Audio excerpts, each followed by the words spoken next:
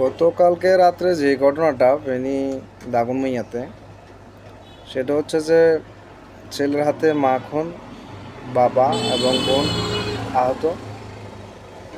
আমি মনে করি এই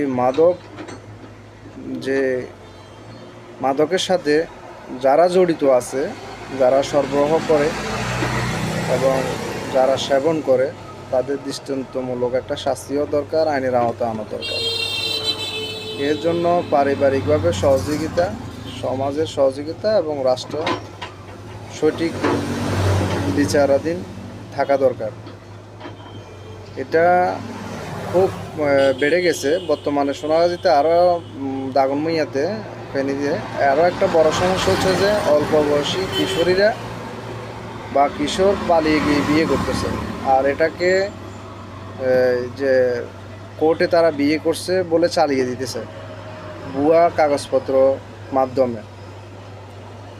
এটার জন্য আমি মনে করি যে পরিবার, সমাজ, রাষ্ট্র সকলে দায়ী। ভুক্তভোগীরাও দায়ী, যে করছে সেও দায়ী। কিন্তু আমাদেরকে যার যার অবস্থান থেকে সচেতন হওয়া দরকার এবং সঠিক পদক্ষেপ নেওয়া দরকার, আইনের সহায়তা নেওয়া দরকার। এবং যারা নির্বাচনী প্রতিনিধি আছেন, যারা সমাজের দায়িত্বে আছেন, তারা এই বিষয়টা খুব গুরুত্ব দেওয়া দরকার আমি মনে করি।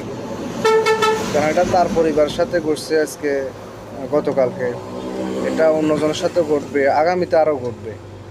যদি এটা সঠিকভাবে তৃণমূল থেকে এটা সমস্যার সমাধান না করে, তাইলে মাদকের সাথে জড়িত কারা কারা দেশ এবং জাতির শত্রু, কারা এগুলো করতেছে, এটা যাচাই করে সঠিক বিচারের আওতায় আনা হোক। এবং যে মা বাবা এবং আত্মীয় স্বজন যারা আছেন, তারা যার যার অবস্থান থেকে সচেতন হন। আপনার মেয়ে ছেলে কোথায় যাচ্ছে, কি করছে, খোঁজ খবর নেন। অল্পতে যদি আপনি আপনার ছেলে মেয়েকে বুঝায় ভালো একটা বুঝে আনতে পারেন, তাহলে সে হয়তো এরকম ধরনের কোনো বড় ঝুঁকি তার নিজের জন্য, পরিবারের জন্য কখনো বয়ে আনবে না।